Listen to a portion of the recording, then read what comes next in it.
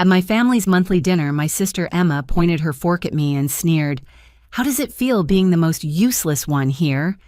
The entire table erupted in laughter. My parents, my brother Jake, even my teenage niece Madison, everyone except me.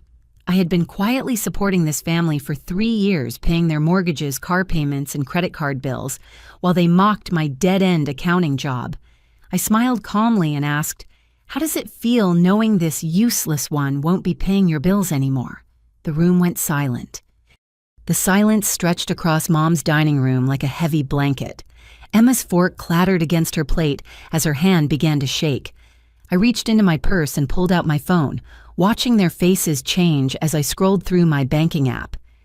"Let me share some numbers with you," I said, my voice steady despite the rage building in my chest. Emma's mortgage payment, $2,400 monthly. I've covered it for 18 months straight. That's $43,200. Emma's face went from flushed to pale gray. Jake shifted uncomfortably in his chair, suddenly very interested in his mashed potatoes. "Jake's BMW lease and insurance, $850 monthly for 2 years. That's $20,400. I swiped to another screen. Dad's specialist appointments and medications after the insurance company denied coverage, $15,600 over 8 months. Dad's jaw dropped. He stared at me with confusion and disbelief. Mom's credit card payments to Nordstrom, Macy's, and that jewelry store downtown, averaging $1,200 monthly for 3 years, $36,000 total. Mom clutched her pearls, the ones I had unknowingly purchased through her credit card payments, and whispered, "Sherry, honey, we had no idea it was so much." "Oh, but we're just getting started." I pulled up my savings account statement. The emergency fund I depleted when Emma's husband, Derek, thought she was making big money from her consulting business. The $12,000 I gave her to invest in what I later learned were casino trips to Atlantic City. Emma's chair scraped against the hardwood floor as she stood abruptly. "Sherry, you can't just—" "Sit down," I commanded, and something in my tone made her comply immediately. "Derek thinks you earned enough from clients to buy that new Lexus in the driveway. Should I tell him the down payment came from my Christmas bonus?" The color drained entirely from Emma's face. Madison, who had been smirking moments earlier, now stared wide-eyed at her mother. "And Jake?" I turned to my brother, whose confidence had evaporated. "How's Sarah going to feel when she discovers that your successful consulting firm hasn't paid a single bill in 6 months, that I've been covering your mortgage, your kids' private school tuition, and even your country club membership?" Jake's hands trembled as he reached for his water glass. "Sarah doesn't need to know about the lies, about the fact that your business exists only on paper, about how you convinced 3 neighbors to invest their retirement savings in your non-existent company." The revelation hit the table like a physical blow. Dad leaned back in his chair, his face ashen. Mom's hand flew to her mouth. $78,420. I announced, holding up my phone screen. "That's what this useless daughter and sister has given to this family in 3 years. While you've mocked my steady job, my small apartment, my second-hand car, and my simple clothes." Emma began crying, but they weren't tears of remorse. They were tears of panic. "Sherry, please don't do this. Derek can't find out about the gambling. He'll leave me. He'll take the kids." "Maybe he should," I replied coldly. "Maybe he deserves to know that his wife has been living a complete lie." The room fell silent except for Emma's quiet sobbing. Madison stared at her mother with a mixture of shock and disgust. Jake fumbled with his napkin, unable to meet anyone's eyes. "Effective immediately." I continued, "Every automatic transfer stops. Every credit card I've been paying off is your responsibility. Every loan, every mortgage payment, every insurance premium, it's all yours now." Dad finally found his voice. "Sweetheart, surely we can work something out. Family is family." "You're absolutely right, Dad. Family is family. But family doesn't humiliate each other for sport. Family doesn't take advantage of each other's kindness. And family certainly doesn't lie about where their money comes from." I stood up and gathered my purse. I'll give you exactly 72 hours to figure out how you're going to manage your finances without me. After that, you're on your own. As I walked toward the door, Emma's voice cracked behind me. Sherry, wait, please, I can explain everything. I paused at the threshold and turned back one final time.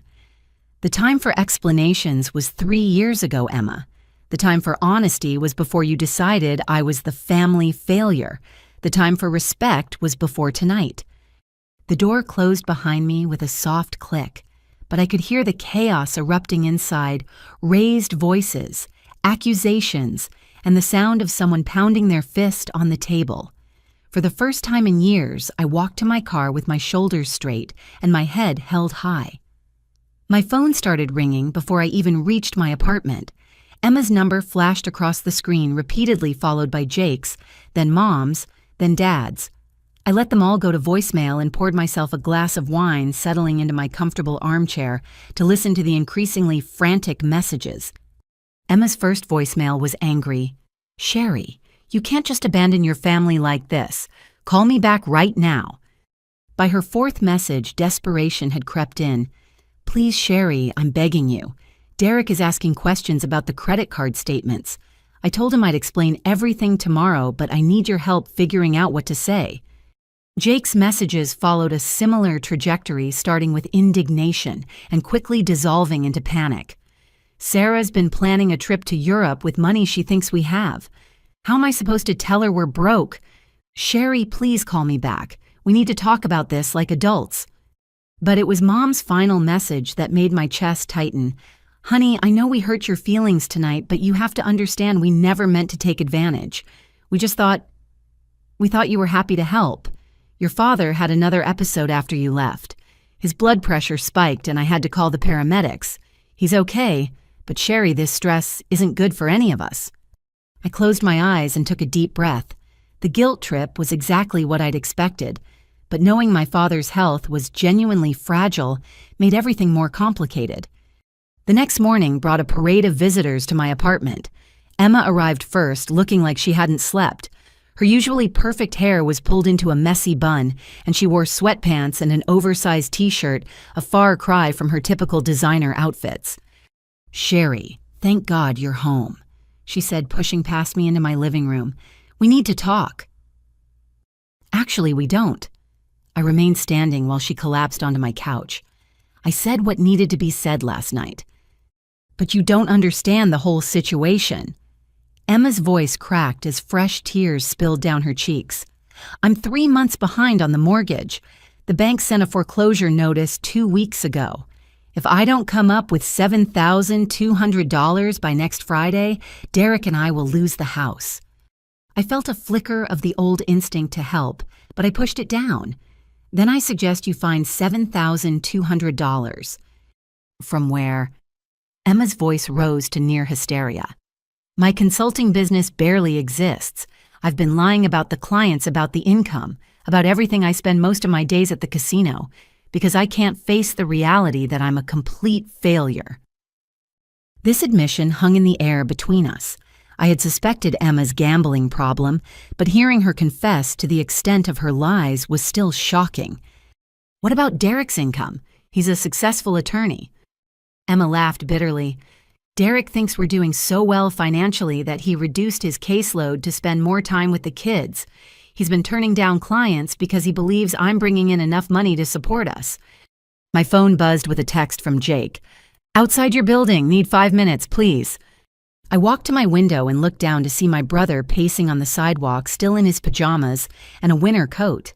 Emma followed my gaze and groaned. He's been calling me all night, too. Sarah found some paperwork. When Jake knocked, I reluctantly let him in. He looked even worse than Emma, unshaven, wild-eyed, and clearly on the verge of a breakdown.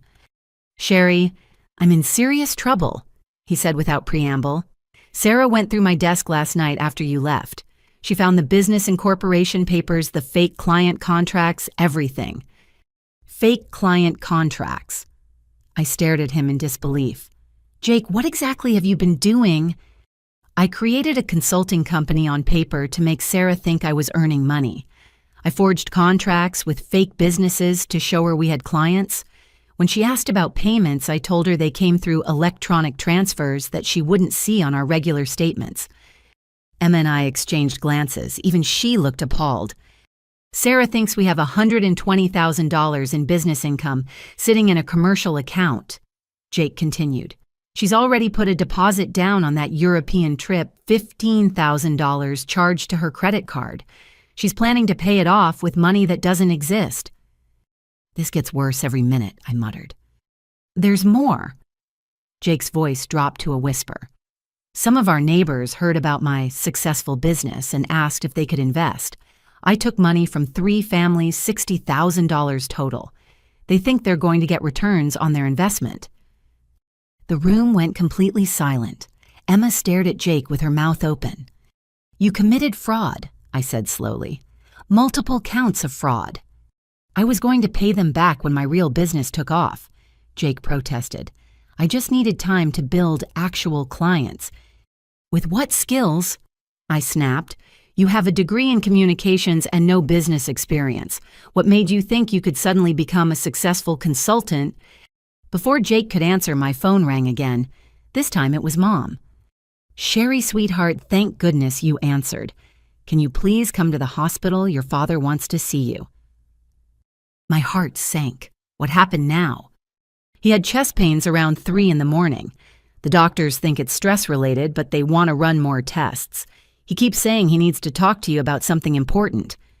I looked at Emma and Jake, both staring at me with desperate hope in their eyes. I'll be there in 30 minutes, I told Mom, then hung up. We're coming with you, Emma said, standing up. No, you're not. I grabbed my keys and headed for the door. You two need to figure out how you're going to clean up your own messes. I'm done being your safety net. As I drove to the hospital, I couldn't shake the image of my father's face when I'd revealed the extent of my financial support. He had looked genuinely shocked, which meant either he was the best actor in the family or he really had been oblivious to how much I'd been giving. The truth I was about to discover was far more complicated than I had imagined. Dad was sitting up in his hospital bed when I arrived, connected to monitors but looking more alert than I'd expected. Mom hovered nearby, clutching a cup of coffee with shaking hands. Sherry, honey, thank you for coming. Dad's voice was weak but sincere. I need you to know something important. I pulled a chair close to his bedside. Dad, you should rest. The doctors said, no, this can't wait. He reached for my hand with fingers that felt cold and frail. I had no idea about the money. Your mother and I, we thought the kids were finally getting their lives together. We thought Emma's business was thriving and Jake was building something real. Mom nodded emphatically. We would never have let you carry such a burden if we'd known, sweetheart, never. But you did know I was helping with some bills, I pointed out gently. You knew I paid for Dad's medical expenses. We thought it was just temporary assistance, Mom said, tears streaming down her face. A few $100s here and there until the insurance issues got sorted out. We had no idea it was thousands. Dad squeezed my hand. Emma told us her consulting business was so successful that she wanted to help us out. She said she was paying the mortgage herself and just needed a family member's name on the bank transfers for tax purposes. My stomach dropped. She used my name on fake transfers. The bank statements showed payments from S. Mitchell Consulting. Dad confirmed. We thought you had partnered with Emma in her business. The level of deception was staggering. Emma hadn't just lied about her income, she'd created an elaborate fiction that made our parents believe I was succeeding alongside her. And Jake told us he was doing so well that he wanted to pay for his kids' private school as a way of honoring your grandmother's memory, Mom added. He said Grandma Ruth always believed education was the most important investment. I felt sick. Every dollar I'd given them had been wrapped in lies that made me look like either a willing participant or a beneficiary of their supposed success. A knock on the door interrupted my thoughts. A nurse peered in and said, Mrs. Mitchell, there are 2 people here who say they're your daughter's siblings. Should I let them up? Before I could respond, Emma and Jake appeared in the doorway. Emma had changed clothes and fixed her hair, clearly attempting to present a more composed image. Jake had shaved and wore a business casual outfit that made him look like he was heading to a job interview. "How is he?" Emma asked, rushing to Dad's other side. "Stable," I replied coolly. "We were just discussing some interesting revelations about bank transfers and fake consulting companies." Emma's face went pale again, but she tried to maintain her composure. "Dad, you shouldn't stress yourself with business talk right now." Emma Marie Patterson. Dad's voice carried a strength I hadn't heard in months. "Sit down, both of you." Emma and Jake reluctantly took seats near the window. The small hospital room suddenly felt suffocating with all of us crammed inside. "I want the truth," Dad continued. "All of it. No more lies, no more stories, no more excuses. Sherry has been supporting this family while we praised you two for your success. I want to know exactly how this happened and exactly what you plan to do about it." Emma broke first, dissolving into sobs that shook her entire body. Between gasps, she managed to confess to her gambling addiction, her lies to Derek, and the foreclosure notice. She admitted to using my name on fake business documents and to stealing money from joint family accounts to cover her casino losses. Jake's confession was even more damaging. He revealed the full scope of his investment fraud, naming the 3 neighborhood families who had trusted him with their retirement savings. He admitted that his business had never had a single legitimate client and that he'd been using investor money to make payments to earlier investors, a classic Ponzi scheme structure. Mom listened in horror, occasionally gasping or covering her mouth. Dad's monitors beeped faster as his stress levels rose, but he insisted on hearing everything. When they finished, the room fell silent except for the medical equipment and Emma's continued crying. "I have conditions," I announced finally. Everyone turned to look at me. "If you want any possibility of my help in the future, and I mean any possibility, you will meet the following requirements. First, both of you will make public apologies to everyone you've lied to. Emma, you'll tell Derek the complete truth about your gambling and our family's finances. Jake, you'll confess to your investors, and to Sarah about the fraud." "Sherry, please," Emma started. "I'm not finished." My voice cut through her protest. "Second, you'll both enter professional counseling. Emma, you'll go to Gamblers Anonymous and get treatment for your addiction. Jake, you'll get legal counsel about how to handle the fraud charges you're likely facing." Jake's face went white. "Fraud charges? Did you think stealing $60,000 from neighbors would go unnoticed forever?" I asked. "Third, you'll both get real jobs, not fake businesses, not schemes, not get-rich-quick plans. Real employment with real paychecks. And fourth," I continued, "you'll sign legal documents acknowledging the money I've given you as loans, not gifts. You'll commit to repayment plans even if it takes decades." Emma wiped her eyes and looked at me with something resembling hope. "If we do all that, you'll help us through this crisis. I'll consider limited emergency assistance to prevent homelessness or legal prosecution, but the days of unlimited financial support are over forever." Before anyone could respond, the door opened and Derek walked in, looking confused and worried. "Emma, what's going on? You've been gone since 6 this morning, and when I called your office, they said you haven't been in for 2 weeks. Emma's face crumpled as she realized her worlds were colliding. Derek's presence meant the truth could no longer be contained or managed. "Derek," she whispered, "we need to talk." But Derek's attention had shifted to the room's occupants and the tension that was palpable. His lawyer's instincts kicked in as he noticed Emma's tears, Jake's guilty expression, and the way everyone seemed to be waiting for something terrible to happen. "Emma, what's really going on here?" His voice carried the authority he used in courtrooms. "And why does everyone look like they're attending a funeral?" I looked at Emma and said quietly, "This is your first test. Tell him the truth, all of it, right now." The moment of reckoning had arrived and there was no escape for anyone in that hospital room. Derek's presence transformed everything. Emma looked around the room desperately as if searching for an escape route that didn't exist. Jake stared at his hands, knowing that his own reckoning would come soon enough. "Derek." Emma began, her voice barely above a whisper. "I need to tell you something about our finances." "What about our finances?" Derek moved closer to her chair, his lawyer's instincts clearly sensing something serious. "We don't have any money." The words tumbled out of Emma in a rush. "My consulting business never existed. The mortgage payments, the car payments, the private school tuition, Sherry has been paying for everything." Derek turned to look at me, then back at Emma, confusion written across his face. "What do you mean the business never existed? I've seen your client meetings, your contracts, your income statements." "They were all fake." Emma's voice broke completely. "I've been going to the casino instead of client meetings. The contracts were forgeries. The income statements were lies." Derek sank into the remaining chair as if his legs had given out. "Emma, are you telling me that for 2 years I've been believing our family's financial security was based on a complete fabrication?" Yes, she could barely get the word out. "And the house, our savings, the kids' college funds, gone, all gone. We owe $7,200 by Friday or we lose the house." Derek stood up abruptly and walked to the window, staring out at the parking lot. When he turned back, his face was a mask of controlled fury. "How much gambling debt are we talking about, Emma?" Emma glanced at me, then at our parents before answering. "About $40,000 total."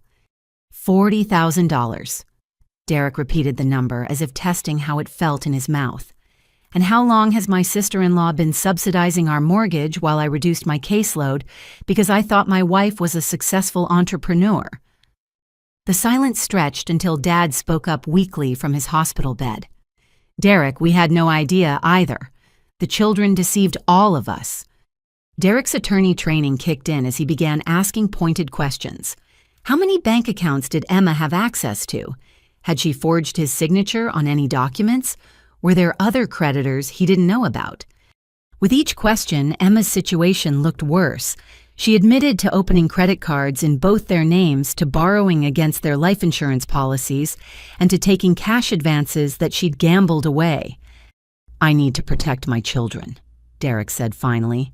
"Emma, I want you out of the house tonight. I'm filing for separation tomorrow morning." "Derek, please. You've lied to me about literally everything for 2 years. You've put our family at financial risk. You've committed fraud using my name." His voice was deadly calm. "I'm a family law attorney, Emma. I know exactly how this goes from here." Before Emma could respond, my phone buzzed with a text from Sarah, Jake's wife. "Is Jake with you? Found some disturbing paperwork in his office. Need to talk to him immediately." I showed Jake the message and he closed his eyes in defeat. "Sarah's going to find out about everything too," he said quietly. "She was planning to surprise me with divorce papers anyway. She hired a private investigator last month because she suspected I was having an affair." "Were you—" Mom asked, her voice barely audible. "No, but that would have been simpler than the truth." Derek was making phone calls now, speaking in low, urgent tones about asset protection and emergency custody arrangements. Emma sat frozen in her chair, watching her marriage dissolve in real time. "Emma," I said gently, "you need to leave with Derek and tell the kids what's happening before they hear it from someone else." She nodded numbly and stood up. Derek ended his call and looked at her with a mixture of sadness and disgust. "You have 1 hour to pack some clothes and explain to Madison and Tyler why Mommy won't be living at home anymore." His voice softened slightly when he mentioned the children. "And Emma, if you ever want a chance at shared custody, you'll get into treatment immediately and stay there until you're genuinely better." After Derek and Emma left, Jake's phone rang. Sarah's name appeared on the screen and Jake answered with trembling hands. "Jake, where are you?" Sarah's voice was loud enough for all of us to hear. "I'm sitting in our kitchen with police officers who want to discuss your business investments. Apparently the Henderson family filed a complaint about fraud." Jake looked at me with pure terror. "Sarah, I can explain." "No explanations, Jake. Just get home now. The officers want to speak with you about $60,000 in missing retirement funds." The call ended and Jake stood up slowly. "This is it," he said quietly. "My marriage, my freedom, probably my kids, everything's over." "Maybe," I replied, "but for the first time in years, you'll be dealing with the truth instead of lies. That has to count for something." As Jake left to face the police and his wife, I turned back to our parents. Dad had been listening to everything with growing comprehension, and Mom looked like she'd aged 10 years in the past hour. "Sherry," Dad said weakly, "I'm sorry. We failed as parents. We raised children who became liars and thieves." "You raised children who made terrible choices," I corrected, "but it's not too late for them to make better ones." Mom reached for my hand. "What happens now?" I looked around the sterile hospital room, thinking about Derek's shocked face, Jake's inevitable arrest, and Emma's complete breakdown. "Now they face the consequences," I said simply, "and maybe if they're very lucky and work very hard, they'll find a way to rebuild their lives on something real instead of lies." Outside the window, storm clouds were gathering over the city. The reckoning had only just begun. 3 days after the hospital confrontation, I was sitting in my apartment going through 3 years of bank statements when I discovered something that made my blood run cold. Hidden among the routine transfers and payments were dozens of transactions I had never authorized. My hands shook as I called my bank's fraud department. "I need to report unauthorized transactions on my account." I told the representative, my voice steadier than I felt. "Can you identify the specific transactions, ma'am?" I read off the dates and amounts while cross-referencing them with my personal records. $15,000 in charges. I had never made luxury hotel stays in Las Vegas, designer purchases from stores I'd never visited, cash withdrawals from ATMs in Atlantic City during weekends when Emma claimed to be visiting clients. It appears these transactions were made with a card bearing your name, but a different signature, Court, the fraud specialist explained after reviewing my account. "We'll need to file a police report for identity theft and credit card fraud." What if the person who made these charges is a family member? Ma'am, fraud is fraud regardless of the relationship. If someone used your credit without authorization, that's a felony. I hung up and immediately called Derek, knowing he needed to understand the legal implications of what Emma had done. "Sherry, thank God you called," Derek answered. "Emma's been staying at a motel since I kicked her out, and she's been calling me nonstop, begging for another chance." "Derek, I found something you need to know about. Emma has been using my credit cards without permission. We're talking about $15,000 in fraudulent charges." Silence stretched across the phone line before Derek responded in his professional attorney voice. "Sherry, are you planning to press charges?" "I don't want to, but I may not have a choice. The bank is requiring a police report." "Jesus Christ." Derek's composure cracked. "Emma, what have you done?" I could hear him pacing in the background. "There's more, Derek. I found receipts in her handwriting for cash advances she took against my credit cards. She's been doing this for months." "I'm coming over," Derek said, "and I'm bringing the receipts and bank statements from our joint accounts. I think Emma's crimes go deeper than either of us realized." When Derek arrived an hour later, he looked like he hadn't slept since our hospital meeting. He spread financial documents across my kitchen table with the methodical precision of someone building a legal case. "Look at this," he said, pointing to a bank statement from their joint checking account. "Emma deposited cash totaling $8,700 over the past 6 months. When I asked her where it came from, she said it was consulting fees paid in cash." I compared the deposit dates to my credit card statements. The correlation was unmistakable. Every cash deposit Emma made coincided with cash advances she'd taken from my cards. She was stealing from me to make it look like she was earning money, I realized aloud. Derek, she was using my credit to maintain the illusion of her business success. Derek rubbed his temples. The private investigator I hired to follow her, I thought she was having an affair, but now I understand what he was really documenting. He pulled out a folder filled with photographs and surveillance reports. The images showed Emma at various casinos, not with another man, but alone at slot machines and poker tables. Timestamps indicated she was gambling during hours when she claimed to be in client meetings. "She lost our kids' college funds gambling," Derek said quietly. "But what she lost was actually your money that she'd stolen and deposited into our accounts." My phone buzzed with a call from Detective Martinez from the Police Financial Crimes Unit. I put him on speaker so Derek could hear. "Ms. Mitchell, I've reviewed your fraud report and the bank's documentation. The evidence suggests systematic financial abuse by someone with access to your personal information. Do you have any idea who might have had such access?" Derek gestured for me to continue. "Detective, it was my sister, Emma Patterson." "I see.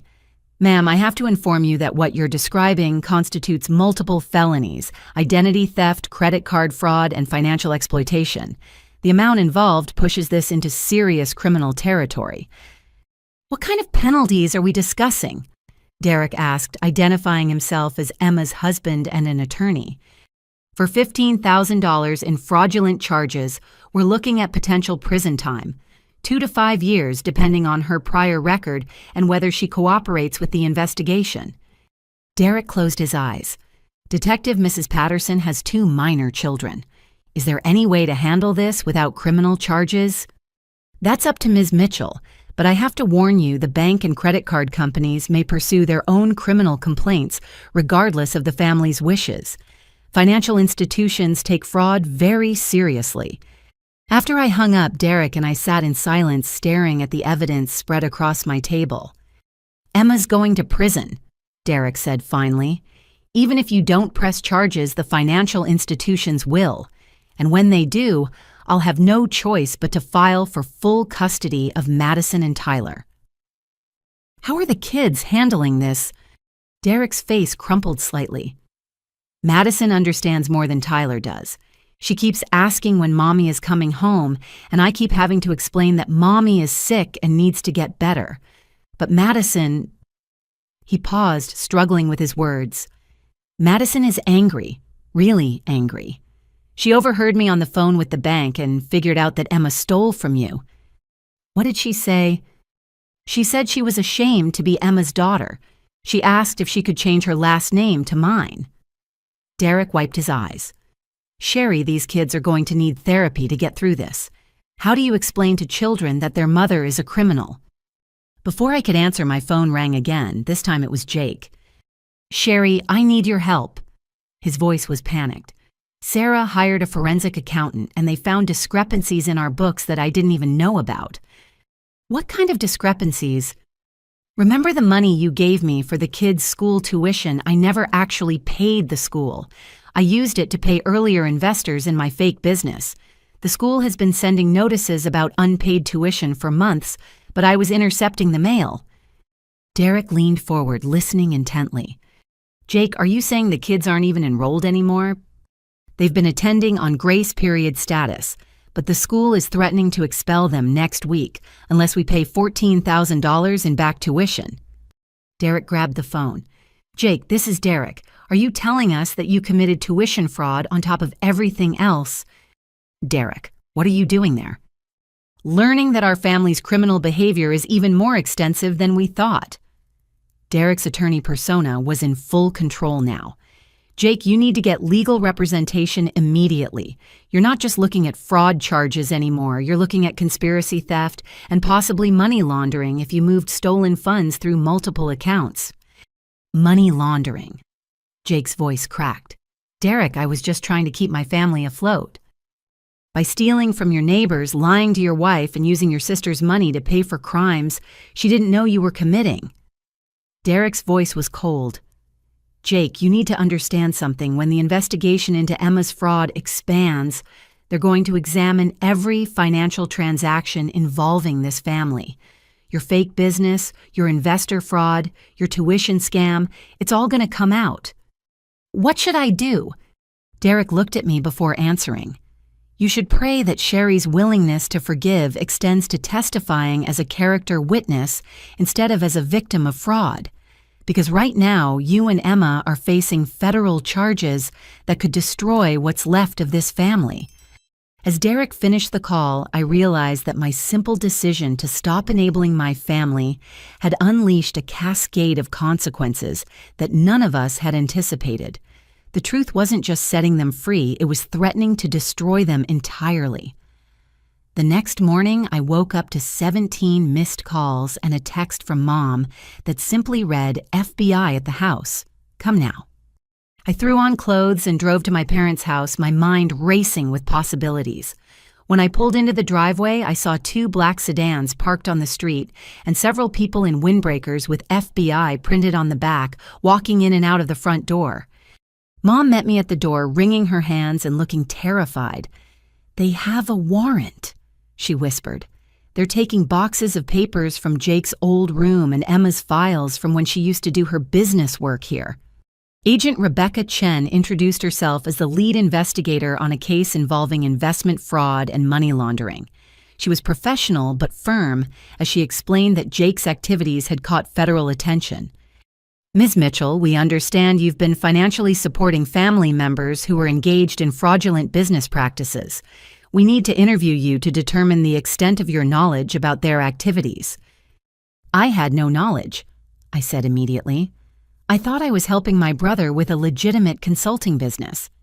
"We believe you," Agent Chen said, "but your financial records show you transferred significant amounts of money to accounts that were used to pay fake returns to defrauded investors. That makes you potentially an unwitting participant in a Ponzi scheme." My stomach dropped. What does that mean? "It means we need to examine every transaction you made to ensure you weren't knowingly helping to perpetrate fraud. It also means you may need to testify as a witness in federal court." Agent Chen led me to the kitchen table while other agents continued searching the house. "Tell me about your brother's business," she said, opening a recorder app on her tablet. I explained everything I knew about Jake's supposed consulting firm, including the fake contracts he'd shown Sarah and the investor meetings he claimed to attend. Agent Chen took notes while occasionally asking for clarification. "Ms. Mitchell, we've traced money from your accounts to payments made to 3 families in this neighborhood, the Hendersons, the Moores, and the Castellis. These families invested their retirement savings based on your brother's promises of high returns. Did you know your money was being used to make fraudulent payments to these victims?" "Absolutely not." The reality of Jake's crimes was becoming clearer with each question. I thought I was helping with his mortgage and business expenses. "Your brother operated what we call a family-funded Ponzi scheme. He used your legitimate financial support to make payments to early investors, which gave his fake business credibility. When new investors came on board, he used their money to pay the earlier ones while skimming funds for personal expenses." Agent Chen showed me a chart detailing the money flow. My contributions had been essential to keeping Jake's scheme operational. Without my financial support, his fake business would have collapsed within months. "The total amount defrauded from investors is $63,000, Agent Chen continued. "But the scheme was designed to grow much larger. We found documents suggesting your brother planned to recruit investors throughout the county." Mom sat down heavily at the table. "Agent Chen, what kind of punishment is Jake facing?" "Federal fraud charges typically carry sentences of 10 to 20 years, depending on the amount involved and the defendant's cooperation. Your son is also looking at potential racketeering charges if we can prove his activities were part of a broader criminal enterprise." "Criminal enterprise." I stared at her. "Jake's not part of organized crime." "Ma'am, running a Ponzi scheme is organized crime. It requires planning, coordination, and systematic deception. The fact that he involved family members and used your financial support to legitimize his operation actually makes the charges more serious, not less." Before I could process this fully, another agent entered the kitchen carrying a box of documents. "Agent Chen, we found something interesting in the daughter's old room." Agent Chen opened the box and pulled out bank statements, credit card receipts, and what looked like business records. These belonged to Emma Patterson, Ms. Mitchell's sister. She spread the documents across the table, and I immediately recognized Emma's handwriting on several papers. But what shocked me were documents I'd never seen before in corporation papers for something called Patterson Family Enterprises, listing both Emma and Jake as officers. "Did you know your siblings had formed a business partnership?" Agent Chen asked. "No," I whispered, staring at the paperwork. "I had no idea." According to these documents, Emma Patterson was supposed to recruit high-net-worth individuals for investment in your brother's consulting firm. She was working as his sales representative, targeting wealthy families at country clubs and charity events. Mom gasped. "Emma has been attending charity fundraisers for months. She said it was for networking for her consulting business." "It was networking," Agent Chen confirmed grimly, "but not for legitimate consulting. She was identifying potential victims for her brother's investment fraud. We believe she was planning to target dozens of families before the scheme collapsed." My phone rang, interrupting the interview. Sarah's name appeared on the screen, and Agent Chen nodded for me to answer. "Sherry, thank God you picked up," Sarah sobbed. "The FBI is at my house, too. They're arresting Jake." I could hear commotion in the background, men's voices, children crying, and what sounded like someone reading Miranda rights. "Sarah, where are the kids?" "They're with my mother. Sherry, the agent, said Jake could go to federal prison for 20 years. 20 years, Tyler will be an adult by the time his father gets out." Agent Chen gently took the phone from me. "Mrs. Patterson, this is Agent Chen with the FBI. I need you to remain calm and cooperate with the agents at your location. Your husband's attorney should be present for any questioning." When she hung up, Agent Chen turned back to me. "Ms. Mitchell, I'm going to be direct with you. Your family was operating a criminal enterprise that defrauded multiple victims. Your financial support made their crimes possible, even though you were unaware of their true activities." "What does that mean for me?" "It means you're a victim too, but you're also a material witness. You'll need to testify about every payment you made and every conversation you had about your siblings' business activities. The defense will likely argue that you were a knowing participant, so you'll need your own attorney to protect your interests." As I sat in my childhood kitchen surrounded by FBI agents and evidence of my family's crimes, I realized that my decision to stop enabling Emma and Jake had accidentally exposed a federal criminal conspiracy. The useless sister who had been mocked for her stable accounting job was now the key witness in a case that could send her siblings to federal prison. The irony wasn't lost on me, but the gravity of the situation made it impossible to find any satisfaction in being vindicated. That evening, after the FBI had finished searching my parents' house and arrested Jake, Dad suffered another heart episode. This time, the chest pains were accompanied by difficulty breathing and severe anxiety. Mom called 911 in panic, and I met them at the emergency room. "It's the stress," Dr. Williams explained as Dad was hooked up to monitors in the cardiac unit. "His blood pressure is dangerously high and his heart rhythm is irregular. We need to keep him for observation, but I'm more concerned about the psychological factors causing these symptoms."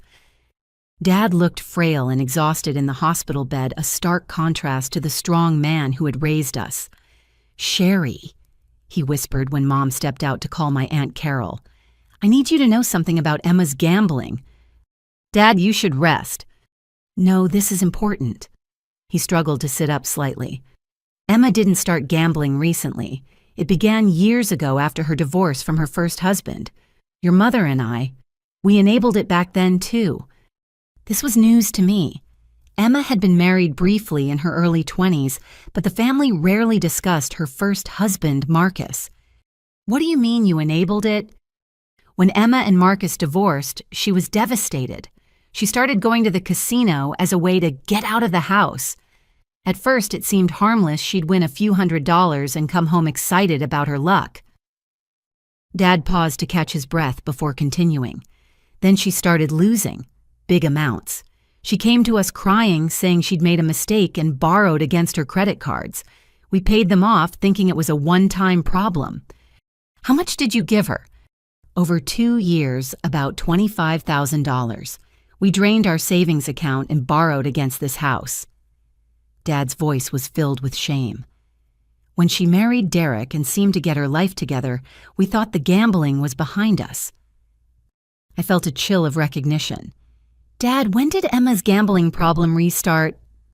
About 3 years ago, right around the time Derek thought her consulting business began taking off. 3 years ago was exactly when I had started providing financial support to the family. Emma had used my money to fund her gambling addiction while maintaining the facade of business success to Derek and our parents.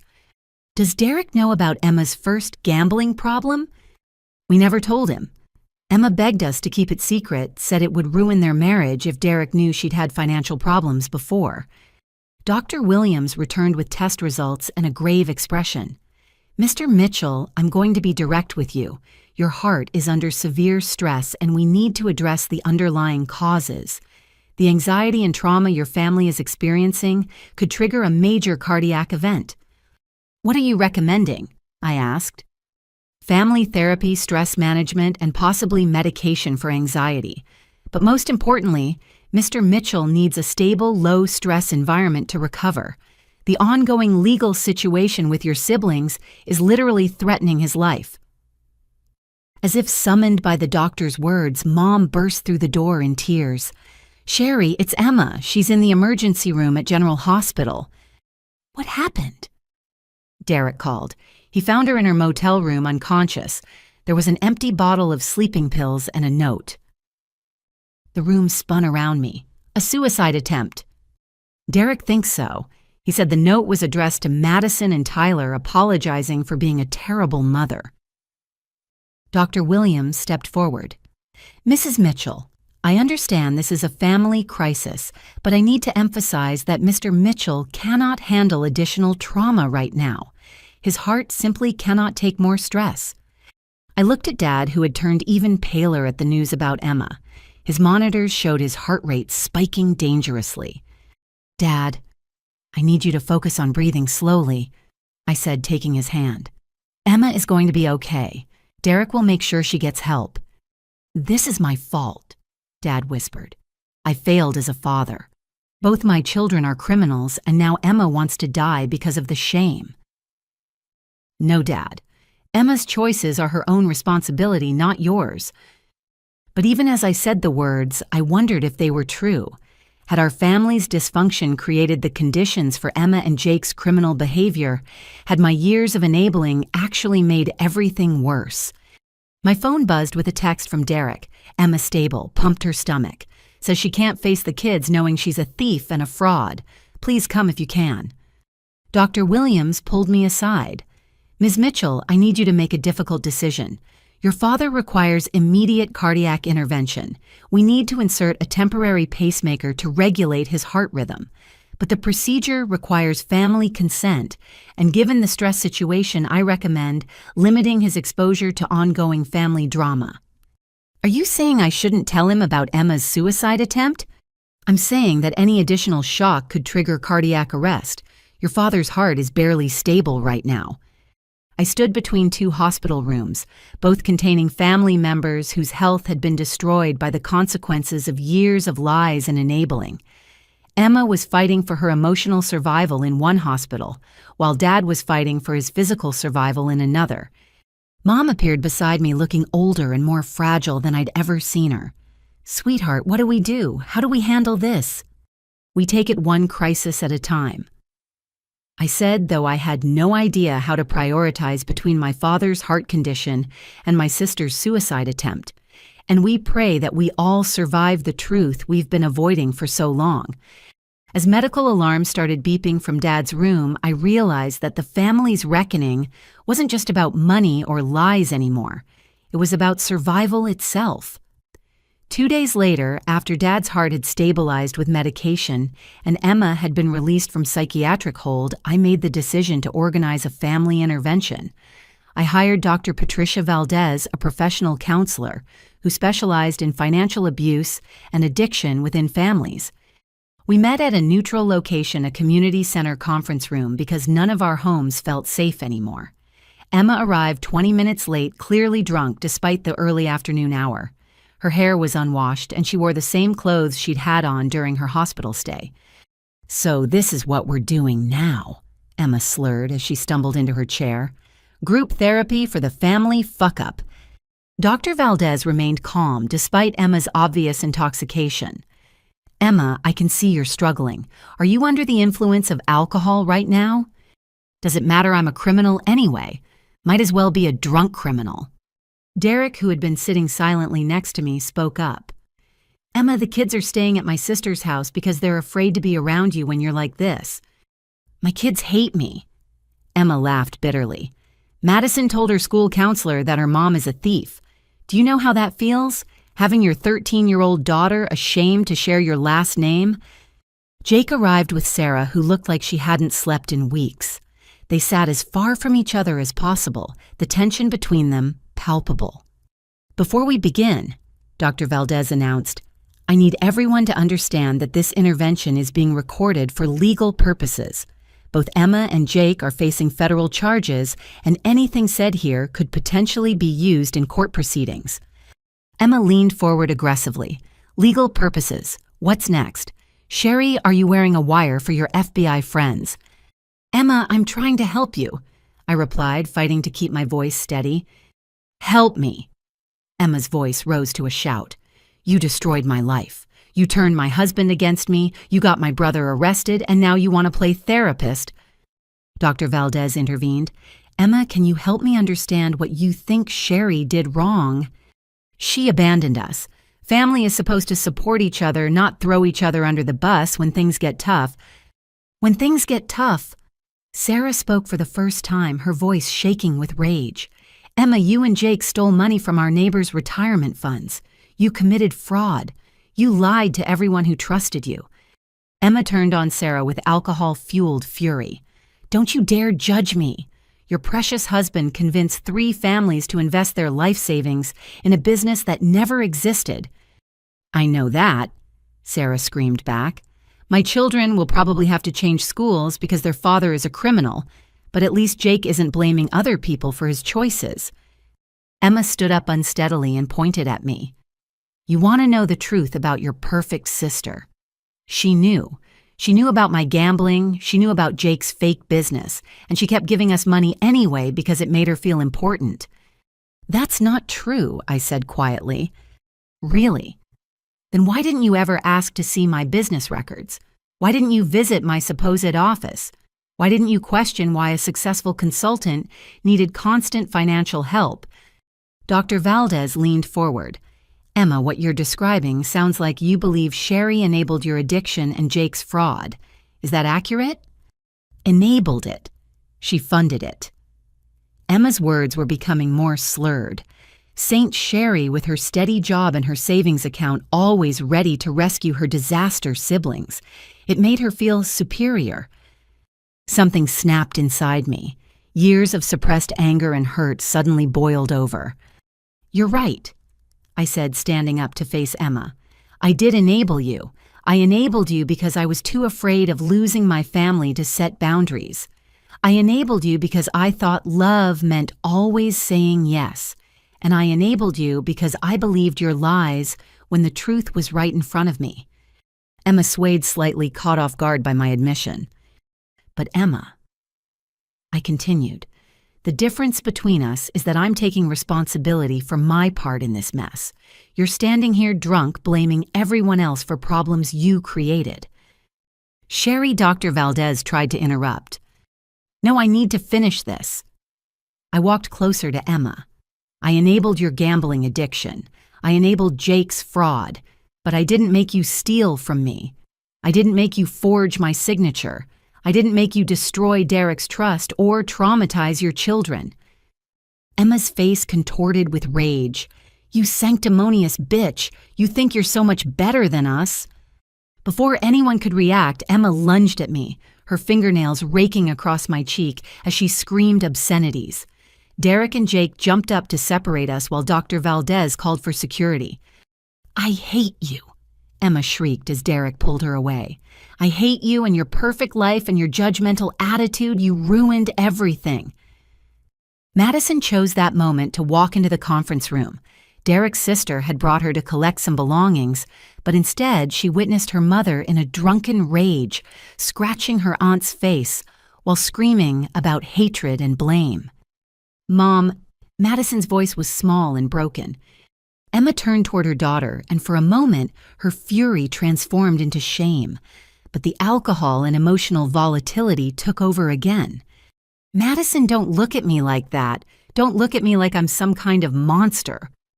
"But you are a monster," Madison said quietly, tears streaming down her face.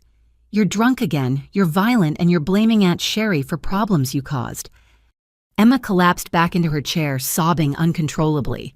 Madison pulled out her phone and began recording. "Madison, what are you doing?" Derek asked. "Documenting this for the custody hearing," Madison replied with startling maturity. "Dad, I want to live with you permanently. I don't want Mom to have any custody rights until she proves she's not dangerous." As security guards entered the room and Dr. Valdez began making notes about the incident, I realized that Emma's intervention had become something else, entirely a final, devastating demonstration that she was nowhere near ready to take responsibility for her actions. The recording Madison was making would likely end Emma's parental rights and seal her fate in the federal criminal case.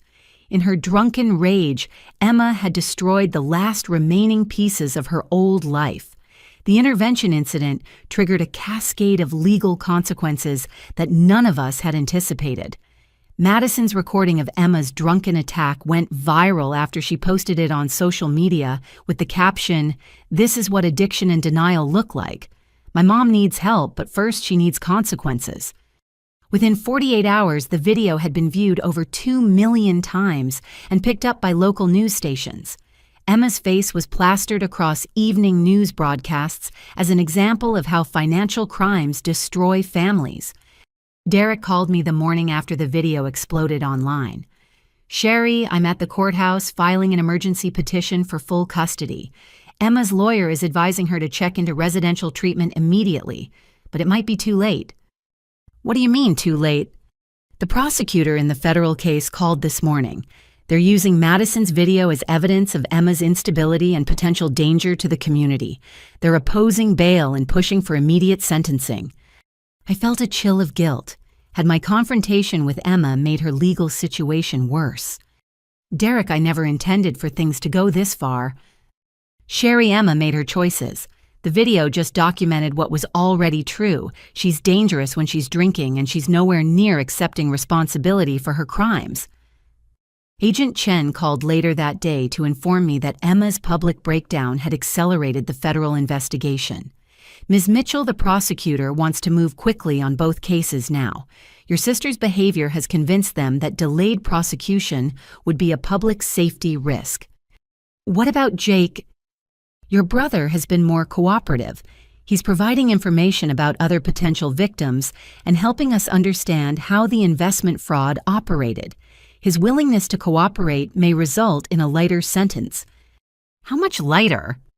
"Instead of 20 years, he might serve 5 to 7 with good behavior.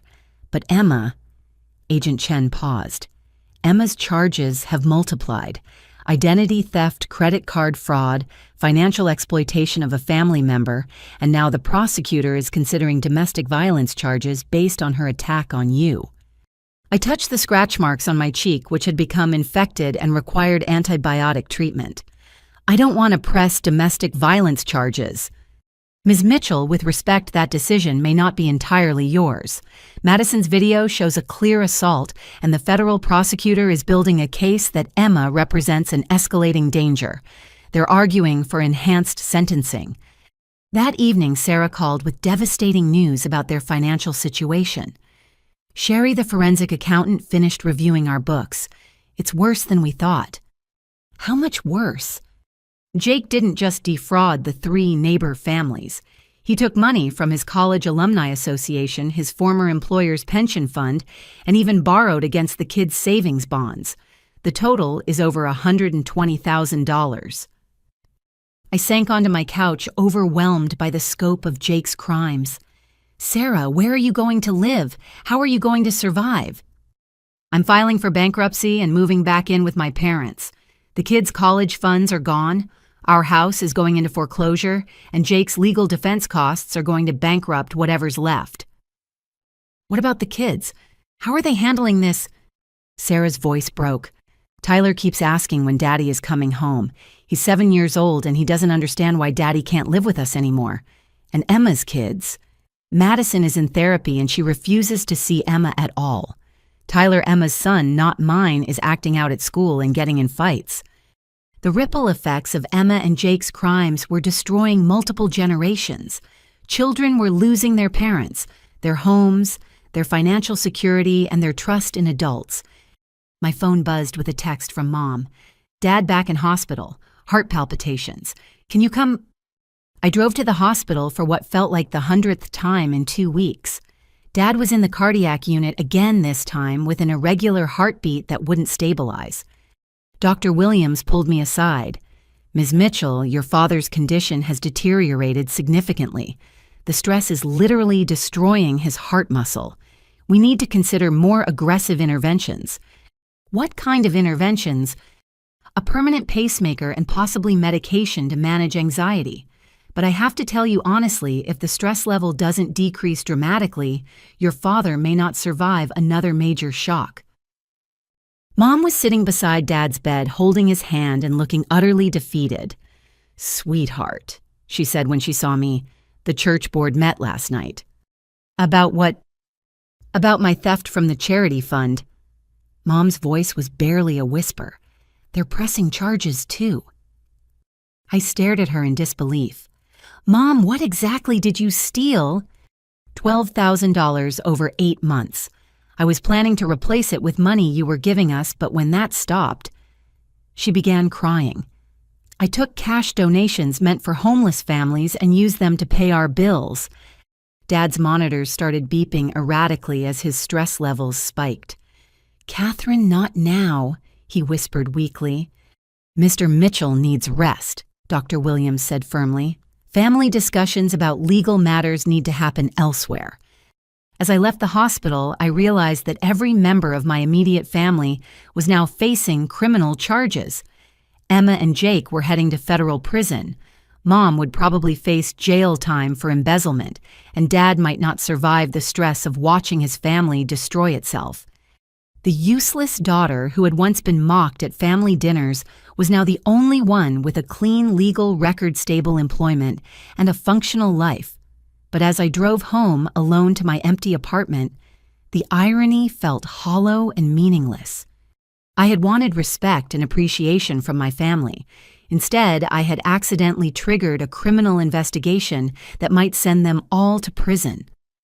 A month after the intervention disaster, I received a call that changed everything. Madison, my teenage niece, was on the line, her voice shaky but determined. Aunt Sherry, I need to tell you something important. Can we meet somewhere private? We arranged to meet at a small coffee shop downtown away from both families and media attention. When Madison arrived, she looked older than her 13 years, carrying a heavy backpack and wearing an expression of serious purpose. I've been documenting everything, she said without preamble, pulling out a thick folder from her backpack. Mom and Uncle Jake's lies the money problems, how they treated you.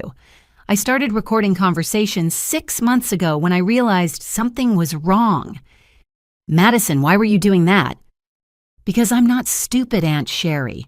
I could see that Mom was never actually working, that she was always stressed about money, and that you were the one keeping our family together. Madison's voice carried a maturity that broke my heart. I knew someday the truth would come out, and I wanted proof. She opened the folder and showed me dozens of photos, audio recordings transcribed on notebook paper, and even video clips she'd secretly taken. The evidence was comprehensive and damning. Look at this, Madison said, pointing to a transcribed conversation. This is Mom on the phone with Uncle Jake 3 months ago. She's telling him how to lie to you about the business expenses so you'd give him more money. I read the transcript feeling sick as I saw the calculated nature of their deception. Emma and Jake had been coordinating their lies, coaching each other on how to manipulate me more effectively. And this. Madison continued showing me a photo of bank statements. I found these in Mom's dresser. She's been keeping track of how much money she's taken from your credit cards. She knew exactly how much she was stealing. The evidence showed that Emma's crimes weren't impulsive mistakes. Driven by addiction, they were carefully planned theft designed to fund her gambling while maintaining her lies to Derek. Madison, why are you showing me this now? Because the FBI agent, Agent Chen, came to talk to me yesterday. She said Mom might try to plea bargain by claiming she was mentally unstable and not responsible for her actions. But I have proof that she knew exactly what she was doing. Madison pulled out her phone and played an audio recording. Emma's voice was clear and sober as she discussed with Jake how to forge my signature on checks. She practiced copying your signature for weeks, Madison said quietly. I watched her do it. This wasn't some desperate mistake, Aunt Sherry. She planned to steal from you. I felt overwhelmed by Madison's revelations, but also proud of her courage. Honey, you realize this evidence will probably ensure your mother goes to prison for a long time. I know. Madison's eyes filled with tears, but her voice remained steady. But what she did to you was wrong, and what she did to our family was wrong. Someone has to stand up for the truth. Have you told your father about this evidence? Dad's the one who suggested I talk to you. He said you deserve to know the full extent of what Mom did. Madison wiped her eyes. Aunt Sherry, I want to ask you something. Can I come live with you? The question caught me completely off guard. Madison, your father loves you. Why wouldn't you want to live with him? Because Dad's going to spend the next few years dealing with lawyers and trying to rebuild his life. I don't want to be a burden. She paused, choosing her words carefully. And because you're the only adult in this family who's been honest and reliable, I feel safe with you. Before I could respond, my phone rang. Derek's name appeared on the screen. Sherry, thank God. Madison said she was meeting with you. Is she okay? She's fine, Derek. She's been showing me some evidence she collected. The FBI wants to interview her officially. Agent Chen thinks Madison's documentation could be crucial for the prosecution. Derek's voice was strained. Sherry, I need to ask you something difficult. Would you be willing to be Madison's legal guardian if something happens to me? What do you mean if something happens to you? The stress of this situation, the financial ruin, the custody battles, I'm barely holding it together. Madison needs stability, and you're the only person in her life who can provide that. I looked at Madison, who was watching my face intently while trying to pretend she wasn't listening to the conversation. Derek, let me call you back in a few minutes. I hung up and turned to Madison. Honey, living with me would mean changing schools, leaving your friends, and dealing with a very different lifestyle. I don't have a big house or expensive things. I don't care about that stuff. Madison's voice was firm. I care about being with someone who tells the truth and treats people with respect. I've watched you handle this whole crisis with dignity, while everyone else fell apart. What about your brother, Tyler? How would you feel about being separated from him? Madison's face crumpled slightly. Tyler is only 10. Dad can take care of him better than I can. But Aunt Sherry, I need to be somewhere I can heal from all this. I need to be with someone who won't lie to me or steal from people or blame others for their mistakes. Her words hit me like a physical blow. This teenager had articulated something profound about our family's dysfunction. The children needed truth and stability more than they needed proximity to their parents. Madison, if you come live with me, there will be rules. No social media about the family situation. Therapy sessions to help you process everything that's happened, and absolute honesty between us even when it's difficult. I agree to all of that. Madison smiled for the first time since she'd arrived. Aunt Sherry, can I ask you something else? Of course. When all this is over, when Mom and Uncle Jake are in prison and the trials are finished, do you think our family can ever be normal again? I considered her question carefully. I think our family can become something better than normal Madison. I think we can become honest. As we sat in that coffee shop surrounded by the evidence of our family's crimes and planning for an uncertain future, I realized that Madison's decision to document the truth and seek stability had created an unexpected alliance. The teenager had become the moral center of our family, and her courage was showing me a path forward. For the first time since this crisis began, I felt hopeful about something not about fixing the past, but about building something better from the wreckage.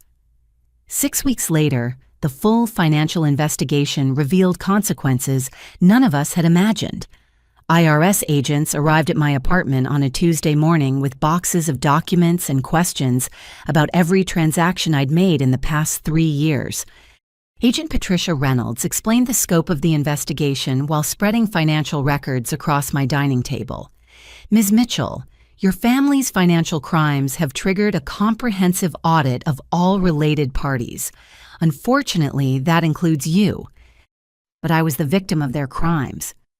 We understand that, but you were also unknowingly facilitating tax evasion and money laundering. Agent Reynolds pointed to a complex chart showing money flows between various accounts. Your financial support enabled your siblings to underreport income-hide assets from creditors and avoid paying taxes on fraudulent gains. The IRS had discovered that Emma and Jake had been using my legitimate financial support to create false paper trails that made their criminal activities appear legal. My regular transfers to Emma had been documented as business income on her tax returns, while my payments to Jake had been reported as consulting fees to make his non-existent company look profitable. What does this mean for me? I asked, feeling overwhelmed by the complexity of the financial web my family had created.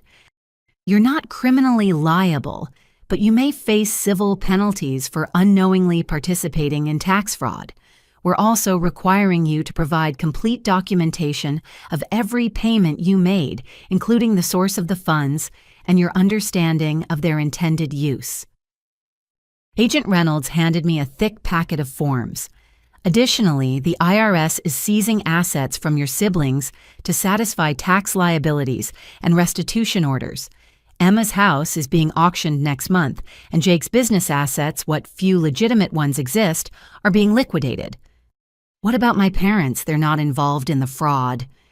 Actually, they are. Agent Reynolds pulled out another set of documents. Your mother's theft from the church charity fund created additional tax complications. She'll owe taxes on the stolen money as unreported income plus penalties and interest. The financial devastation was staggering. Emma owed over $40,000 in taxes on gambling winnings she'd never reported, plus penalties that doubled the amount. Jake faced a tax bill of $63,000 for the investor money he'd stolen, which the IRS classified as unreported business income. Mom's situation was equally dire. The $12,000 she'd stolen from the church was considered taxable income, and her failure to report it triggered penalties that brought her total liability to $18,000. None of them can pay these amounts, I said quietly. Which is why the IRS is pursuing asset forfeiture. Emma and Derek's house will be sold with proceeds split between the mortgage company tax obligations and restitution to victims. Jake and Sarah's house is already in foreclosure, so those proceeds will go entirely to the IRS and Victim Compensation Fund. Agent Reynolds paused, studying my face. Ms. Mitchell, there's something else you need to know. The federal prosecutor is offering your siblings plea deals that would require them to make full restitution to all victims, including you. How much restitution? For Emma, $87,000 covering the credit card fraud, forged checks, and cash advances. For Jake, $123,000 covering the investor fraud and misappropriated funds. I laughed bitterly. They don't have that kind of money. They'll never be able to pay those amounts. Which brings us to an unusual situation. Agent Reynolds leaned forward. The prosecutor is prepared to reduce their sentences significantly if a family member can guarantee partial restitution payments. The implication hit me like a punch to the stomach. You're asking me to pay restitution for their crimes. We're informing you that such an arrangement is possible. It would allow your siblings to avoid maximum prison sentences while ensuring victims receive at least partial compensation. How much would I need to pay? $50,000 up front plus agreement to cover ongoing tax liabilities and penalties. Agent Reynolds handed me another document. In exchange, Emma would serve 18 months instead of 5 years, and Jake would serve 2 years instead of 7. I stared at the papers, feeling the familiar weight of family obligation pressing down on me. Even facing federal prosecution, even after everything they'd done, my siblings were still finding ways to make their problems my responsibility. What happens if I refuse? Emma and Jake serve their full sentences. The victims receive minimal restitution from asset forfeitures. Your parents face their tax liabilities without family assistance. Agent Reynolds' voice was matter of fact. And you maintain clear boundaries between yourself and your family's criminal behavior. That evening, I called Madison to discuss the situation. She was living with me temporarily while Derek handled the legal complications of Emma's case. They want you to pay for Mom and Uncle Jake's crimes. Madison's voice was incredulous. It's more complicated than that. The money would go to their victims, not to them, and it would keep them from spending years in federal prison. Madison was quiet for a long moment. Aunt Sherry, can I ask you something? If you pay this money, what message does that send to Mom and Uncle Jake? Her question crystallized the moral dilemma I was facing. Paying the restitution would help the victims and reduce my siblings' sentences, but it would also reinforce the pattern of me rescuing them from consequences they'd created. Madison, what do you think I should do? I think you should ask the victims what they want, she said simply. This isn't just about our family anymore. Other people got hurt by Mom and Uncle Jake's crimes. Maybe they should have a say in what happens next. Her wisdom constantly amazed me. At 13, Madison had developed a moral clarity that the adults in our family had lost years ago. The next morning, I made a decision that would reshape everything. Instead of responding to the prosecutor's offer immediately, I contacted the 3 families Jake had defrauded and asked to meet with them personally. It was time to face the human cost of my family's crimes and let the victims guide my decision about restitution. 8 months later, something unexpected began to happen. Emma called me from the federal minimum security facility, where she was serving her reduced sentence, and for the first time in years, she sounded completely sober and genuinely remorseful. Sherry, I know I don't deserve your time or attention, but I need you to know something. Emma's voice was clear and steady over the phone. I've been in Gamblers Anonymous for 6 months now, and I'm working through the 12 steps. Step 9 requires me to make amends to people I've harmed. Emma, if you're calling to ask for something, I'm not. I'm calling to take full responsibility for what I did to you. Emma's voice cracked slightly. I stole from you. I lied to you. I manipulated your love for our family to fund my addiction. And then I blamed you when my crimes were exposed. I sat down unprepared for this conversation. Emma, what's different now? Prison is different. There's no alcohol, no access to gambling, no way to avoid the reality of what I did. Emma paused. Sherry, I destroyed my children's trust, my marriage, my relationship with you, and our parents' health. I did that. Not addiction, not mental illness, not family dysfunction, me. This level of accountability was completely new from Emma. What about Jake? Have you talked to him? Jake's in a different facility, but we write letters. He's going through the same process. I am taking responsibility for his choices instead of blaming circumstances. Emma's voice became stronger. Sherry, I need to tell you something about the restitution money you paid. I had ultimately decided to pay $50,000 toward victim restitution after meeting with the defrauded families. Their stories of lost retirement savings and financial devastation had convinced me that helping them was more important than maintaining perfect boundaries with my siblings. What about it? I'm going to pay you back, every dollar. Emma's determination surprised me. I've been working in the prison's computer training program, and I'm learning skills I can use when I get out. I've also been developing a real business plan for a legitimate consulting company. Emma, you don't need to... Yes, I do. Part of making amends is making restitution, not just apologizing. Emma's voice was firm. I've calculated that if I get a job paying $30,000 when I'm released and live extremely modestly, I can pay you back within 5 years. What about Derek and the kids? Derek has agreed to supervised visitation after I complete outpatient addiction treatment. Emma's voice softened when she mentioned her children. Madison has been writing to me. Did you know she's doing amazing in school since she's been living with you? I smiled, thinking of Madison's straight A report card that was hanging on my refrigerator. She's an incredible kid. She is, and that's despite having me as a mother, not because of it. Emma paused. Sherry Madison told me in her last letter that you never once said anything negative about me to her. Even after everything I did, you protected my relationship with my daughter. I thought that was the right thing to do. It was the right thing to do, but it was more than I deserved. Emma's voice was thick with emotion. You've given Madison stability, honesty, and a healthy environment while I worked on getting better. You saved my daughter when I couldn't. Before I could respond, Emma continued. There's something else. The computer skills I'm learning in here. They're real. I'm getting certified in database management and basic programming. When I get out, I want to start a legitimate business, helping small companies organize their financial records. That sounds like a solid plan. It is because it's based on real skills and realistic expectations instead of fantasies about quick money. Emma laughed slightly. Imagine that Emma Patterson with a realistic business plan. After the call ended, I sat thinking about the changes I was hearing in Emma's voice and attitude. The accountability, the concrete plans, the genuine remorse, it all seemed authentic in a way that Emma's previous promises had never been. My phone rang again this time with a call from Jake. He was calling from his facility's common room during designated family calling hours.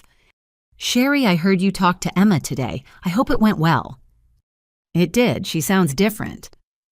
Prison changes you, Jake said quietly. Not in the dramatic way they show in movies, but in smaller ways. You have time to think about your choices without any distractions or ways to avoid reality. Jake's voice sounded different too, more mature, more thoughtful. Sherry, I need to tell you something about the investment fraud. I've been working with a victims advocacy group here, helping them understand how financial schemes work so they can educate other people. That's good, Jake. It's more than good, it's healing. For the first time in my life, I'm using my mistakes to help other people instead of just helping myself. Jake's voice carried genuine pride. The State Attorney General's office has asked me to speak at seminars about investment fraud when I'm released. That's a real opportunity. It is, and it's based on something meaningful instead of just making money. Jake paused. Sherry, I know I can't undo the damage I caused, but I can spend the rest of my life making sure other families don't go through what ours did.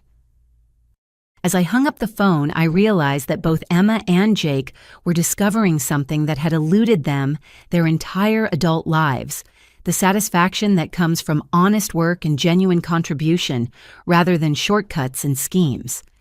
For the first time since this crisis began, I felt genuine hope that my siblings might emerge from prison as better people rather than just more careful criminals. 18 months after Emma entered federal custody, she was released to a halfway house in our hometown. She called me on her first day of freedom, asking if we could meet at the same coffee shop where Madison and I had first planned their new living arrangements. When Emma walked in, I barely recognized her. She had gained healthy weight, her skin looked clear and vibrant, and she wore simple, clean clothes that suggested someone comfortable with modesty. Most dramatically, she carried herself with a quiet confidence I had never seen before. "Thank you for meeting me," Emma said, sitting down across from me. "I know you didn't have to. How are you adjusting? It's strange being out, but good strange." Emma smiled genuinely. "I start work on Monday at Henderson Accounting Services. It's data entry and basic bookkeeping, $32,000 a year to start." "That's wonderful, Emma." "It's honest work, which feels better than I expected." Emma pulled out a folder from her purse. "Sherry, I have something for you." Inside the folder was a detailed business plan for a company called Second Chance Financial Services, a consultancy designed to help people recovering from bankruptcy addiction or financial fraud rebuild their credit and develop healthy money management skills. I spent 6 months developing this with help from the business mentors at the Halfway House, Emma explained. It's based on my real experience with financial recovery, and it serves a population that needs genuine help. The business plan was thorough and realistic with conservative financial projections and a clear mission statement focused on service rather than profit maximization. Emma, this looks legitimate and thoughtful. It is because it's built on truth instead of fantasy. Emma leaned forward. But I'm not starting it yet. I want to work for someone else for at least 2 years, prove I can maintain steady employment and save money before I risk entrepreneurship again. This level of patience and planning was completely new for Emma. What changed your perspective so dramatically? Failure. Emma answered without hesitation. Complete, total, undeniable failure. I lost everything: my marriage, my children's respect, my home, my freedom. But losing everything also freed me from the pressure to maintain an image that was never real. Emma pulled out another document, a promissory note promising to repay me $50 monthly until her debt was satisfied. It's not much, but it's what I can afford while still supporting myself and paying court-ordered restitution to other victims. Emma's voice was matter of fact. At $50 monthly, it will take me 83 years to pay you back completely. I couldn't help but laugh. Emma, I'll be 115 years old. Then I'll leave the debt to Madison in my will, Emma replied seriously. The point isn't the timeline, it's the commitment to making restitution instead of expecting forgiveness without accountability. Before I could respond, Derek walked into the coffee shop with Madison and Tyler. The reunion was Emma's first supervised visit with her children since her arrest. Madison, now 14 and even more mature, approached her mother cautiously. "Hi, Mom." Emma stood up slowly, tears filling her eyes. "Madison, you look so grown up. How's school?" "Good. I'm on the honor roll and I'm student council vice president." Madison's voice was polite but reserved. Tyler, who was 11 and hadn't seen his mother in over a year, hung back behind Derek, clearly uncertain about his emotions. "Tyler, honey, how are you?" Emma knelt down to his level, careful not to overwhelm him. "Are you going to live with us again?" Tyler asked directly. Emma looked at Derek before answering. "No, sweetheart. Mommy hurt our family with her mistakes, and she needs to prove she's better before she can be part of our daily lives again." Derek watched this exchange carefully. Emma's been attending Gamblers Anonymous meetings and individual therapy for 8 months, he explained to the children. She's also working with a financial counselor to learn healthy money management. Madison studied her mother's face. "Mom, Aunt Sherry says you're working at a real job now." "I am. I enter financial data into computer systems for small businesses." Emma's voice carried genuine pride. "It's not glamorous, but it's honest work that helps people." "Do you miss gambling?" Tyler asked with the directness that children possess. Emma considered the question seriously.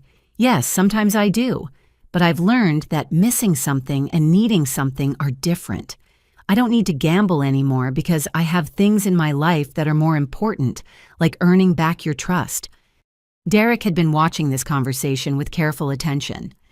"Emma, the kids and I have been discussing whether we're ready to try family counseling together." Emma's face lit up with hope. "We're willing to try," Derek said carefully, "but with clear boundaries and realistic expectations. The goal isn't to reunite our family, it's to create a healthy relationship between you and the children." Madison spoke up. "Mom, I need to tell you something. I'm proud of you for getting help and taking responsibility. But I'm also angry about the years of lies and the stress you put our family through." "You have every right to be angry," Emma replied without defensiveness, "and you have the right to take as much time as you need to decide whether you want a relationship with me." Tyler looked confused. "Madison, are we allowed to love Mom even though she did bad things?" Madison knelt down to her brother's level. "We can love Mom and still protect ourselves from being hurt again. Those aren't opposite things."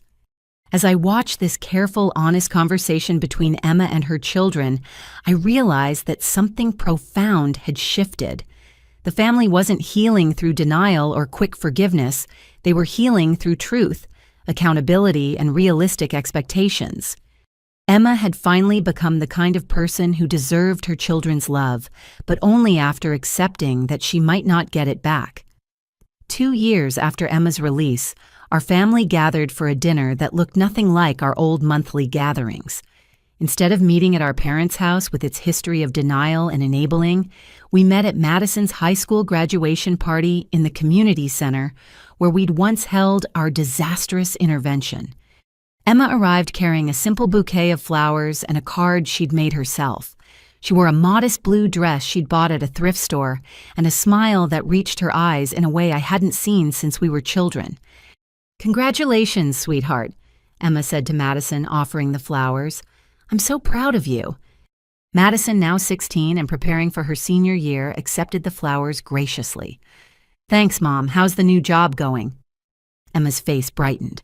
"Really well. I got promoted to senior bookkeeper and they're paying for me to take accounting classes at the community college." She paused, looking around the room. "And I have something to announce to everyone." Jake arrived with Sarah and their children. The reconciliation between Jake and Sarah had been even more gradual than Emma's relationship with Derek, but 18 months of couples therapy and Jake's genuine transformation had slowly rebuilt their marriage. "Sarah, how are the kids adjusting to having Jake home?" I asked. "Better than I expected," Sarah replied honestly. "Jake's work with the Attorney General's office has given him purpose, and the kids are proud that their dad helps protect other families from fraud." Jake looked healthier than I'd ever seen him, lean, focused, and carrying himself with quiet dignity. "I spoke at 3 high schools this month about investment scams," he announced. The response was incredible. These kids are asking smart questions about financial responsibility that I never learned until I was facing federal charges. Our parents arrived together, walking slowly but looking more peaceful than they had in years. Dad's heart condition had stabilized once the family crisis resolved, and Mom had completed her community service for the church theft while attending financial literacy classes. "How are you feeling, Dad?" Emma asked, genuinely concerned. "Stronger every day," Dad replied, squeezing Emma's hand. "It's amazing how much better I feel now that our family is based on truth instead of lies." Mom had prepared a simple meal, nothing like the elaborate dinners she used to stage, to impress us with money she couldn't afford to spend. "I wanted to say something before we eat," Mom announced. "I owe all of you an apology for my role in enabling the financial dysfunction in our family. I was so afraid of conflict that I chose denial over healthy boundaries." Mom looked around the table. "But I'm proud of who we've all become through facing the truth." Emma raised her hand slightly. "I have that announcement I mentioned." She took a deep breath. "Next month, I'm opening Second Chance Financial Services. I have 3 clients already, all people recovering from bankruptcy or gambling addiction." Derek smiled genuinely. "Emma, that's wonderful. How did you get your first clients?" "Through the Halfway House and Gamblers Anonymous. People who know my story and trust that I understand their challenges." Emma's voice carried quiet confidence. "I'm not expecting to get rich, but I'm expecting to help people while supporting myself honestly." Madison clapped softly. "Mom, I'm really proud of you." Jake leaned forward. "Emma, if you need any help with business registration or legal paperwork, I can connect you with someone at the Attorney General's office who helps recovering offenders start legitimate businesses." "Thank you, Jake. That would be helpful." Emma turned to me. "Sherry, I also want to announce that I've made my final payment to the Victims' Compensation Fund. All of Jake's and my victims have been repaid in full." This was news to me. "How did you manage that?" "I've been working 2 jobs for the past year, bookkeeping during the day and cleaning offices at night. Every extra dollar went to restitution." Emma's voice was matter of fact. It was important to me that people were made whole before I focused on my own business dreams. Jake nodded agreement. Sarah and I made our final restitution payment last month too. It took everything we had, but our victims deserve to be repaid. As we sat around that simple table eating Mom's modest meal and celebrating Madison's achievements, I realized how dramatically our family dynamics had changed. Instead of competing for attention or resources, we were supporting each other's growth. Instead of hiding problems, we were openly discussing challenges and solutions. "I have something to share too," I announced. "I've been accepted into a master's program in family financial counseling. I want to help other families avoid the mistakes we made." Emma's eyes filled with tears. "Sherry, that's perfect. You have so much wisdom to offer other people." The irony is that I learned most of that wisdom by enabling all of you for years. I replied with a smile. Now I can help other people set healthy boundaries before their families self-destruct. Madison, who had been quietly listening to all these announcements, raised her water glass. "I want to make a toast," she said with the poise of someone much older than 16. "To our family," Madison continued, "for choosing truth over comfort, accountability over blame, and healing over hiding. We're not perfect, but we're honest, and that makes all the difference." As we clinked our glasses together, water, coffee, and soda instead of the wine our old family dinners featured, I felt something I hadn't experienced in years, genuine pride in my family. We had lost almost everything: money, homes, marriages, legal records, social standing, but we had gained something more valuable: the ability to love each other honestly.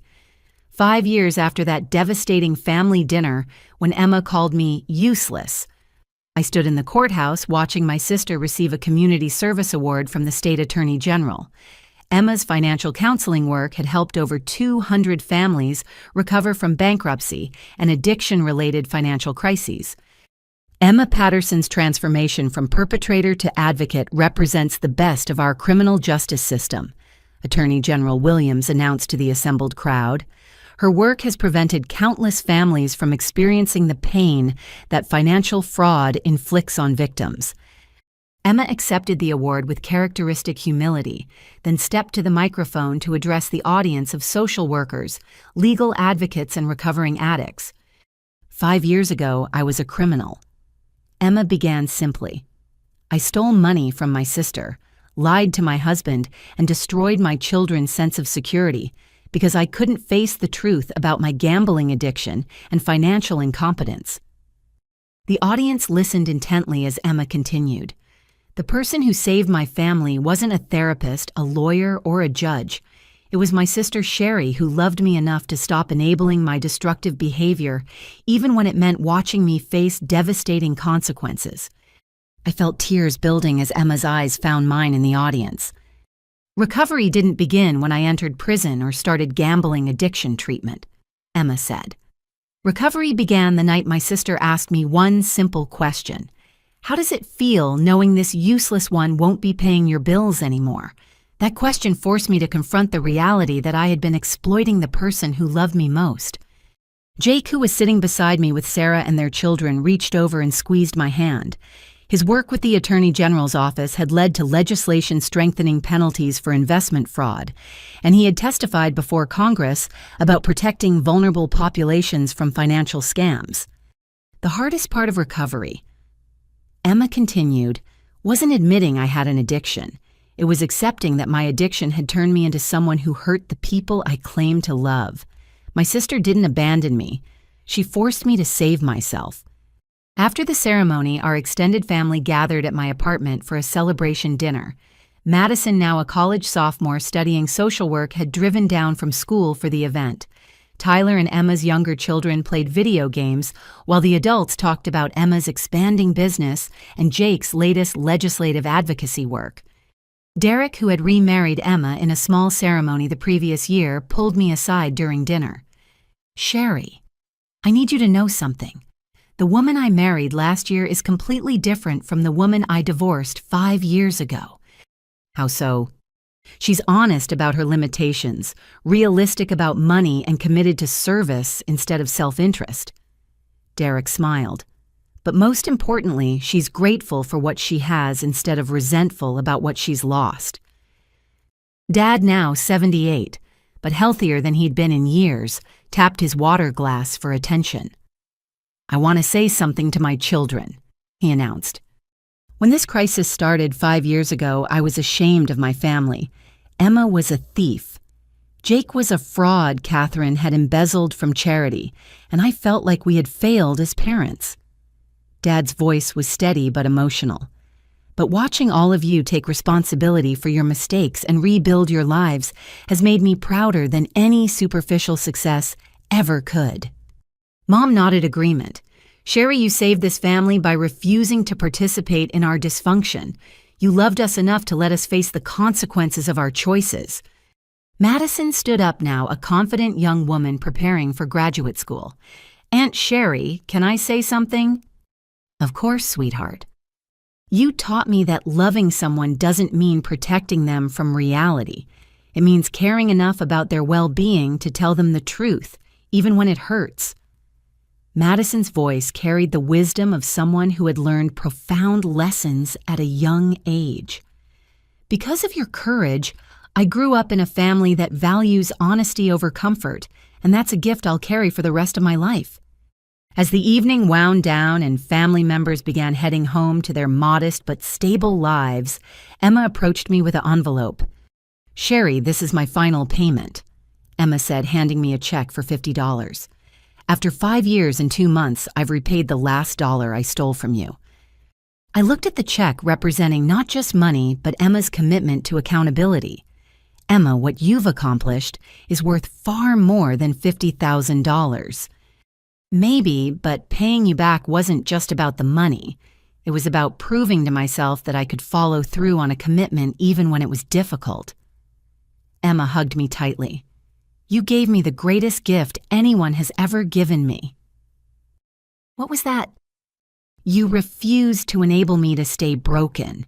You loved me enough to let me hit bottom so I could learn to stand up." Emma pulled back and looked me in the eyes. "That dinner 5 years ago when you called yourself useless was the night you became the hero of our family story." As I cleaned up after everyone left, I reflected on the journey that had brought us from dysfunction to healing. The family that had once mocked me for being useless now credited me with saving them. But the real truth was more complex than that simple narrative. I had enabled their destructive behavior for years before finally setting boundaries. My financial support had inadvertently funded Emma's gambling addiction and Jake's fraudulent schemes. My desire to be needed had prevented me from seeing the truth that was obvious to everyone else. But when I finally found the courage to stop rescuing them from consequences they had created, something unexpected happened. Instead of destroying our family relationships, boundaries had strengthened them. Instead of ending my connection with my siblings, accountability had deepened our bonds. The lesson I learned, and the one I now teach other families in my counseling practice, is that sometimes the most loving thing you can do for someone is to refuse to participate in their self-destruction. Enabling feels like love because it avoids immediate conflict, but it actually prevents people from developing the skills they need to solve their own problems. True love sometimes requires watching people we care about struggle with difficulties they have created for themselves. It means accepting that we cannot save other people from their choices, but we can save ourselves from being destroyed by those choices. That night, 5 years ago, when Emma sneered at me and called me useless, I discovered that the most powerful response to family dysfunction isn't anger or retaliation. It's simply refusing to participate. By stopping my financial support, I forced my family to confront reality instead of living in denial. The useless sister who had been mocked for her stable job and modest lifestyle turned out to be the family's foundation. But more importantly, the family that had been built on lies, exploitation, and denial was transformed into one built on honesty, mutual respect, and genuine love. Sometimes the greatest gift we can give our family is the gift of consequences. And sometimes the most useful thing we can do is refuse to be used. What do you think? Have you ever had to set difficult boundaries with family members who were taking advantage of your generosity? How did you find the courage to stop enabling behavior that was hurting both you and them? Share your thoughts in the comments below your story. Might help someone else who's struggling with similar family dynamics. Thank you for joining me on this journey of healing and transformation. If this story resonated with you, please like this video, subscribe for more real-life stories about overcoming family challenges, and share it with someone who might need to hear that it's okay to set boundaries with people you love. Remember, you can't save everyone, but you can save yourself, and sometimes that's exactly what your family needs. Until next time, take care of yourselves and each other.